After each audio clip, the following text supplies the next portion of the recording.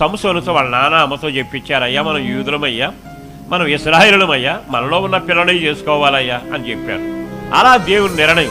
కానీ దయ్యాల పాత్ర, దేవుని పాత్రలో తలముంచే మనుషులు కొంతమంది సంఘాల్లో ఊటల్లాగా ఊరేగుతుంటారు. ఆ రోజు కూడా జనమంతా ఆరాధనలో ఉన్నారు. ఈ లోపు ఒక అతను పరుగున వెళ్ళి ఆ శపించబడిన వంశంలో నుంచి ఒక పిల్లను తీసుకుని తిన్నగా దేవాలయానికి వచ్చేసాడు. కంగారైపోయారు జనం. అరే, దేవుడు పవిత్రతను కోరుకుంటున్నాడు, ఎంత అపవిత్రం చేసి సమాజంలోకి ఎట్లా వస్తున్నాడు అని అంటూ ఉండగానే ఇక్కడ ఒక వ్యక్తి, అతని పేరు ఫీనెహాసు. అతను ఏం చేశాడో తెలుసా? నెమ్మదిగా గదిలోకి వెళ్ళి ఈటి తీసుకున్నాడండి. పరుగున పరిగెత్తాడు. సమాజం అంతా చూస్తూనే ఉంది. వాడు ఆ అమ్మాయిని తీసుకుని తిన్నగా పడగదిలోకి వెళ్ళిపోయాడు. ఇతను పరిగెత్తుకుంటా వెళ్ళి వాళ్ళిద్దరిని ఒక్క ఏడుతో పొడిచి చంపి అవతల పడవేశాడు.